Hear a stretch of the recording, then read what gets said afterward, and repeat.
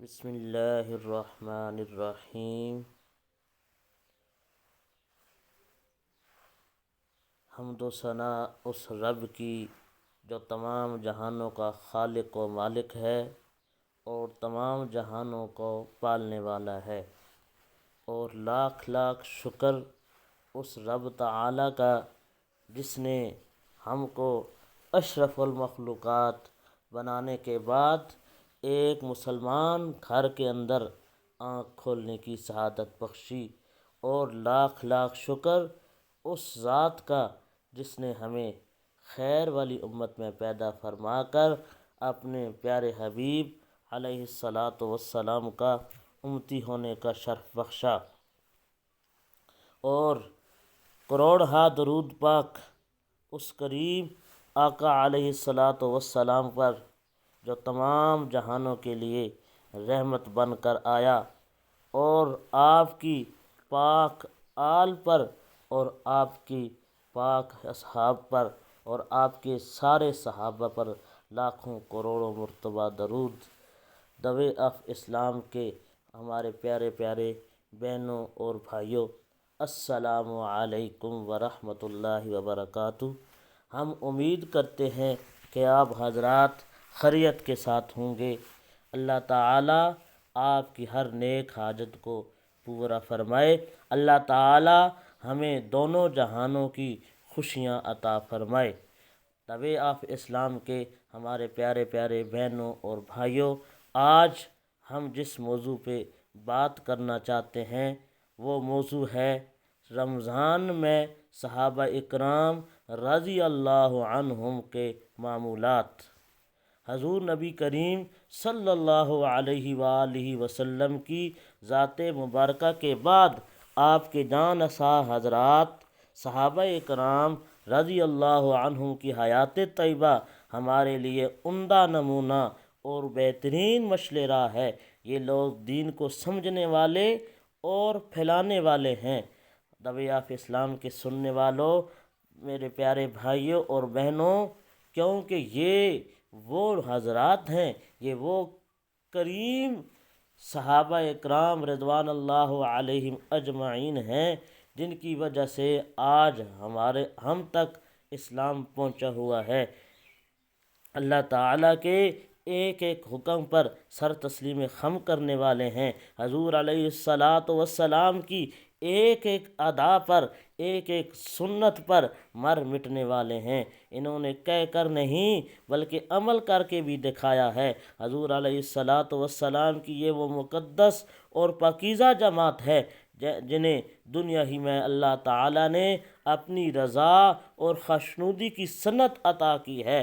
اسی پر بس نہیں بلکہ ان کے ایمان و اعمال کو صحیح اور درست کا معیار بنایا ہے۔ اس لیے آئیے دیکھتے ہیں رمضان المبارک کے مقدس مہینہ میں صحابہ اکرام کے کیا معمولات تھے۔ صحابہ اکرام کا معمول تھا کہ رمضان المبارک کے مہینے کی آمد سے پہلے ہی اپنے معمولات کو ترتیب دے دیا کرتے تھے، جس میں روزہ، قیام اللیل یعنی تہجد، تراویح، تلاوت قرآن کریم اور صدقہ خیرات، یہ وہ معمولات تھے جو صحابہ اکرام رمضان المبارک آنے سے پہلے ہی ترتیب دے لیا کرتے تھے۔ صحابہ اکرام خوش دلی سے خوش ہو کر روزے رکھا کرتے تھے، کیونکہ یہ وہ صحابہ ہیں جو روزے کی حالت میں بھی جنگ بھی کیا کرتے تھے اور رات کو قیام بھی کیا کرتے تھے۔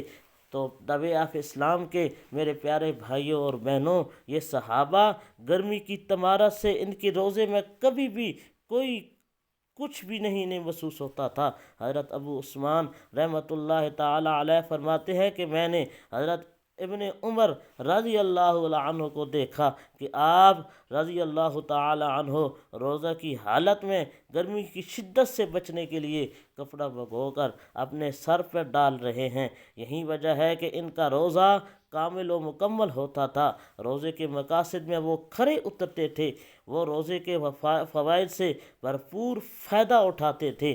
ان کی نمازیں قابل رشک ہوتی تھیں، تلاوت قرآن کریم بھی دلوں کو نرم اور گرم کرنے والی ہوتی تھی، کیونکہ دوے آف اسلام کے میرے پیارے پیارے بھائیوں اور بہنوں، ان کی قرآن کریم کی تلاوت کیوں نہ اتنی زیادہ نرم اور گرم کرنے والی ہو، کیونکہ ان کے بارے میں رب تعالیٰ کا ارشاد ہے کہ وہ لوگ جو قرآن کریم کی تلاوت کی وجہ سے جن کا ایمان اور زیادہ بڑھ جاتا ہے، کیونکہ نبی کریم صلی اللہ علیہ وآلہ وسلم نے ارشاد فرمایا کہ بہت سے روزے دار ایسے ہیں جن کی بھوک اور پیاس کے سوا انہیں کچھ نہیں ہاتھ آتا، کیونکہ انہوں نے روزے کا حق ادا نہیں کیا ہوتا۔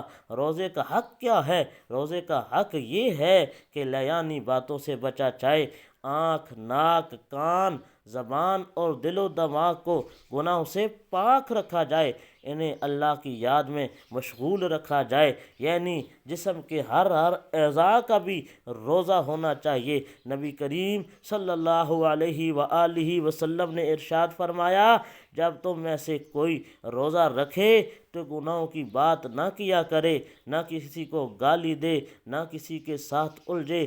تمہارے ساتھ اگر کوئی ایسا کرتا ہے تو کہہ دے کہ میں روزے میں ہوں۔ حضرت ابو ذر رضی اللہ عنہ اپنے ساتھیوں کو نصیحت کرتے ہوئے کہتے ہیں، جب تم روزہ رکھو تو جتنا زیادہ ہو سکے لایانی باتوں سے بچو۔ حضرت جابر بن عبداللہ رضی اللہ تعالی عنہ کہتے ہیں کہ جب تم روزہ رکھو تو تمہارے کان، تمہاری آنکھیں، تمہاری زبان جھوٹ اور گناہوں سے روزہ رکھیں۔ خادم کو تکلیف دینے سے باز رہو۔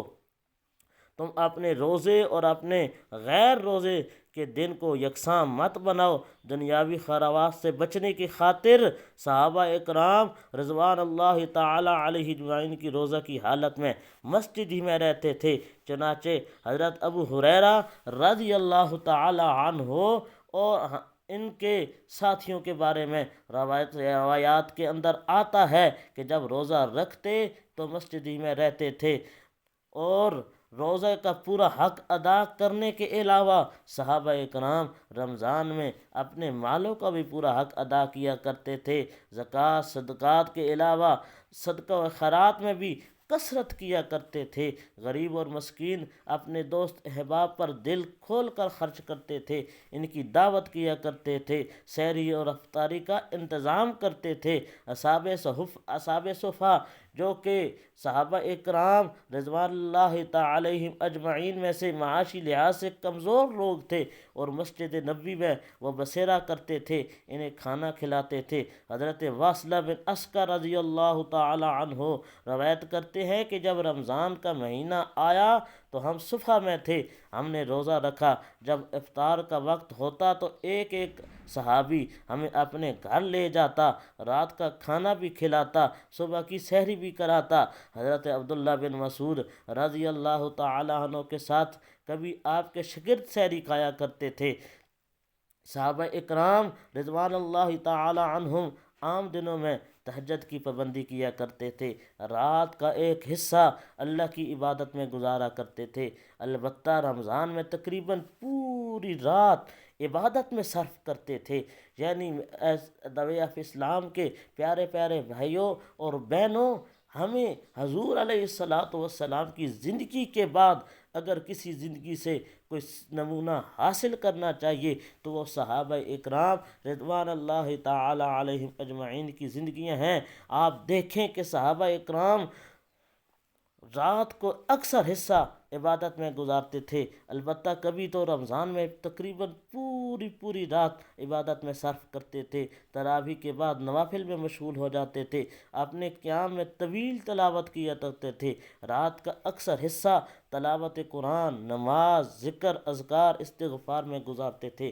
حضرت عبداللہ بن ابو بکر رحمۃ اللہ تعالی علیہ فرماتے ہیں کہ میں نے حضرت ابو ذر رضی اللہ تعالی عنہ کو کہتے ہوئے سنا، ہم رمضان میں قیام اللیل سے واپس ہوتے تو خادموں کو جلدی کھانا کھانے کے لیے کہتے تھے، کہیں طلوع فجر نہ ہو جائے، یعنی جب سحری ختم ہونے والی تھی صحابہ اکرام تب جا کے اپنی عبادات کو چھوڑتے تھے۔ صحابہ اکرام کی نمازوں اور تراویح کا یہ حال تھا کہ طویل قیام اور لمبے رکوع اور سجود کی وجہ سے جب وہ تھک جاتے تھے تو لاٹھیوں کے سہارے کھڑے ہو کر وہ نوافل ادا کیا کرتے تھے۔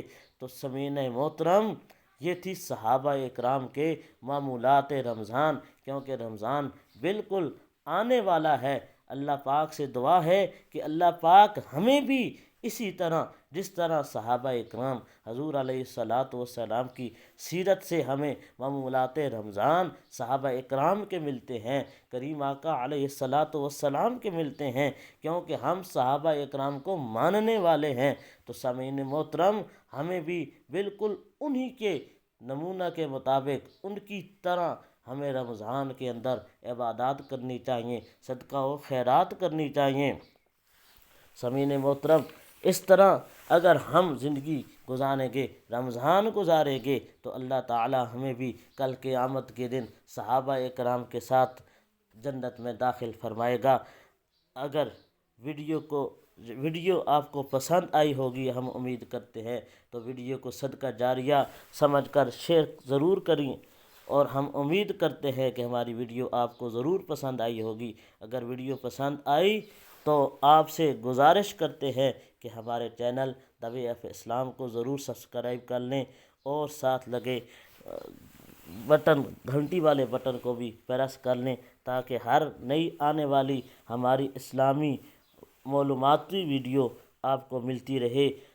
اور سبسکرائب کے ساتھ ساتھ آپ نے ہمارے رائے، اپنی قیمتی رائے کا اظہار کمنٹس کے اندر ضرور کریں، اور ہم سے آپ اپنے جو ہے قیمتی سوالات، اگر اس کے متعلق کوئی سوالات ہیں تو وہ بھی آپ اپنے کمنٹس میں پوچھ سکتے ہیں۔ آخر میں اللہ پاک سے دعا ہے کہ اللہ پاک آپ کو اپنے حفظ و امان میں رکھے، اور ہر مصیبت، ہر تکلیف